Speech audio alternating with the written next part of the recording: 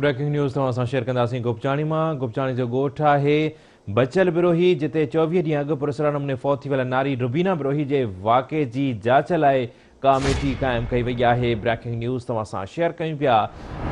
गुपचाणी जो ॻोठ आहे बचल बिरोही, जिते 24 ॾींहं अॻु पुरस्कार नमूने फौत थी वियल नारी रुबीना बिरोही जे वाक़े जी जांच लाइ कमेटी क़ाइमु कई वई आहे।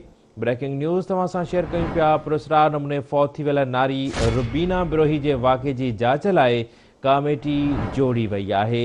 हिकु भेरो ॿीहर ब्रेकिंग न्यूज़ तव्हां सां शेयर कंदासीं गुपचाणी मां, जिते कुझु ॾींहं पहिरियां पुरस्कार नमूने फौत थी वियल नारी रुबीना बिरोही जे वाक़े जी जांच लाइ कमेटी जोड़ी वई आहे। गुपचाणी मां आवाज़ न्यूज़ रिपोर्टर मसूद ज़ंगे जो असां सां लाइन ते मौजूदु आहे। मसूद, कहिड़ा तफ़सील आहिनि?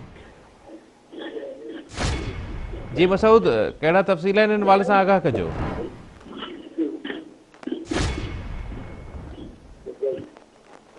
मसूद, तव्हां ताईं मुंहिंजो आवाज़ पहुचे पियो? हेलो जी सर। जी, आगाह कजो। नारी रुबीना बिरोही जे वाक़े जी जांच लाइ कमेटी जोड़ी वई आहे, इन हवाले सां कहिड़ा अपडेट्स आहिनि?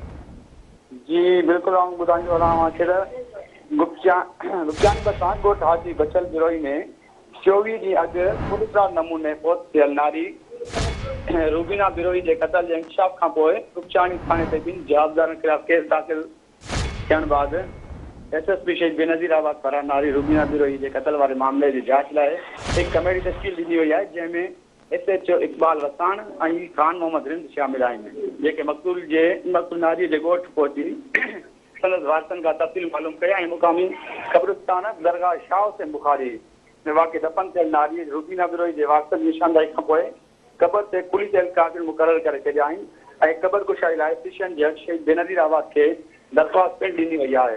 ॿिए तरफ़ जांच कमेटी मूजिबि असां वाक़े जे घानो खे जांच करे रहिया आहियूं। औरत जे क़त्ल थियण जो सबबु पोस्टमार्टम थियण खां पोइ पइजी सघे थो ऐं उन हवाले सां नारी जी क़बर कुशाई लाइ दरख़्वास्त पिणु ॾिनी वई आहे। अदालत जे हुकुम मिलण बाद नारी जी क़बर कुशाई करे पोस्टमार्टम करायो वेंदो। जी वरी महिरबानी मसूद ज़ंगे जो इन हवाले सां अपडेट करण जे लाइ।